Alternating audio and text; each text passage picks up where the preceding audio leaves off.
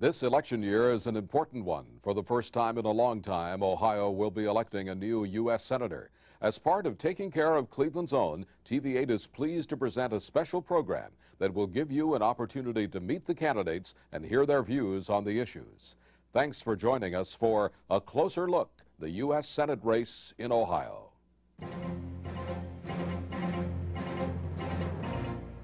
And now TV8 introduces the Republican candidates live with moderator Tim Taylor. Good evening, everyone. Tonight we have an opportunity to bring together all of the Ohio candidates for the U.S. Senate, both Republican and Democratic. We'll have an opportunity to explore with them today's key issues and, most importantly, to provide you with information that will help you make decisions this election day.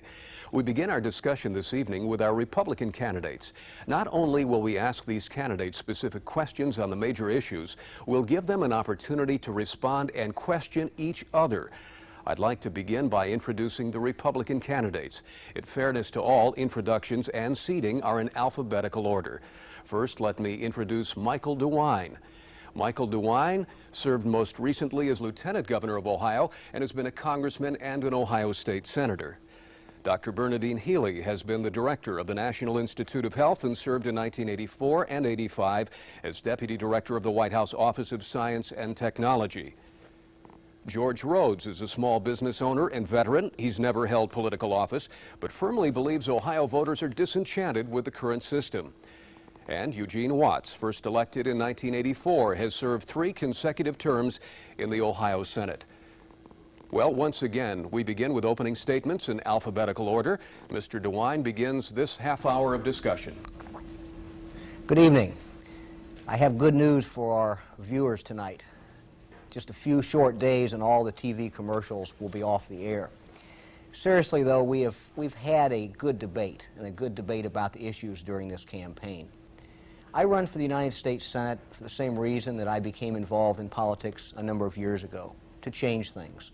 As I travel around the state, I find that people are much less ideological today than they've been in the past, and really what they say to me is, Mike, we need to fix our problems. And they understand that there are some fundamental problems in Washington, D.C. As a county prosecutor, I cut back on plea bargaining and reached out to the victims of crime. As a state senator, I wrote the mandatory sentencing bill for repeat and violent offenders and wrote an act that reached out to deal with the drunk driving problem in society, the toughest drunk driving bill that had been passed up until that time. In the United States Congress, I wrote the Child Victim Protection Act based on my experiences as a county prosecutor. And for the last 3 years, a little over 3 years now, George Voinovich and I have made a difference here in Ohio. We brought sound business management practices back to state government. In the area that I oversee, our anti-crime and anti-drug effort, we've made a difference there as well. We put prisoners to work. We've increased services for victims. And we've reformed our juvenile justice system. I intend to go to Washington with the same type agenda, to shake things up, to bring power back to the people at the local level. Because the one thing that I have learned throughout my career is we have to deal with our problems at the local level. We're not going to solve them in Washington. I'll be one United States Senator who stands on the Senate floor and says, let's allow the states truly to be the laboratories of democracy. Let's allow them to solve the problems. All right, Dr. Healy, your opening statement. Thank you. One of the most common questions I get asked as I travel around the state is, why in the world would a doctor want to be a senator? And the answer is simple. Washington is sick and it needs a doctor. You know, a doctor is trained to diagnose a problem, come up with a solution, make a decision, take action, and be accountable for that action. And we need that kind of focus and problem solving in government. As I've traveled around Ohio, I have also learned a lot of things from people. I've learned that their concerns focus on job security. They're worried that they could lose their jobs. And you know why they're worried? Because we're taxed too much, the government spends too much, and it is piling on $20,000 of debt to every new baby born in this state. If we want to deal with the economy, we must get rid of this cancer of taxing and spending, and it's taxing you. I also hear from Ohio and from people in Cleveland that they're worried that they're going to lose their health care. The government will step in under the guise of some problems that we must fix and that we can fix and take it over. Take over health care, nationalize it, socialize it. We need someone in Washington who will stand up, who will understand the issues, who can be an articulate spokesman for you and can fight for Ohio so that when we fix health care, we don't give it over to Washington. I also hear a lot of fear. People are afraid of their safety. They're prisoners in their homes. They're afraid to let their kids go out on the street or go into shopping malls. They're afraid to send them to school. We've got to do something about that, and government has failed us. As a mother, I worry about my teenage daughter. Government has failed me. It has failed you because they have not made our streets safe. They talk a lot about it because the voters are getting angry, but they have failed us again. And that's the fourth thing I hear on the trail. I hear again and again a disgust with career politicians who say one thing when they want your vote and do another thing when they're inside Washington. Career politicians who refuse to be accountable, and career politicians who are fiscally irresponsible and tax and tax and tax so that they can take your money and give it back to buy votes. I promise you, as your senator, I will not become a career politician. I will not view re-election as an end in itself. I will not become a part of this career inside political club, and I will always be accountable to you for my votes and for my action as your public servant. It's been said that in November, I have the best chance to win a Republican seat for Ohio. Governor Rhodes said that just this last weekend. I ask for your vote. I will serve you well as your senator. Thank you. Mr. Rhodes, the floor is yours. Thank you, Tim. I'm also a parent of 2 children in the middle 20s.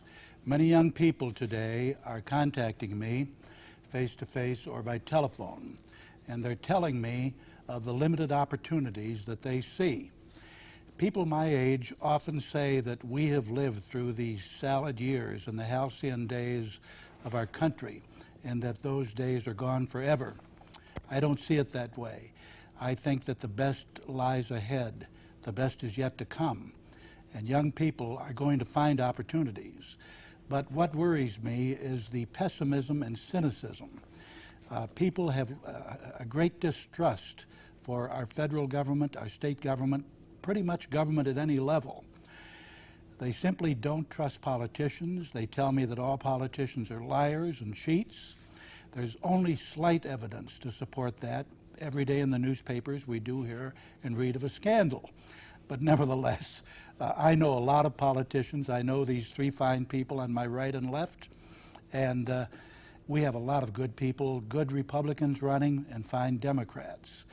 I feel that the future for our country is very bright. We are not going down the tubes. We are over-perceiving our crime problem. We do have a crime problem. We'll talk more about that later. And Mr. Watts. Thank you, and thank you for watching as you make your choice about what Republican candidate you want to support on May 3rd. You know, I'll give you a TV guide preview of this debate that's coming up. Dr. Healy will attack Mike DeWine for his votes in Congress. Mike DeWine will attack her for a negative campaign. Sometimes I think I'm running against Roseanne and Tom Arnold, and I'll tell you ahead of time, they're both right. But let me tell you, you get that kind of Washington insider debate when people get worried and their campaigns are stagnant. Ours is now picking up momentum, is closing fast, heading towards victory. And also, we talk about the record, not just the rhetoric. And that's why we've got 40 Republican legislators who have endorsed me in this campaign. They know that I've been effective in Ohio General Assembly and I'll be effective in Washington.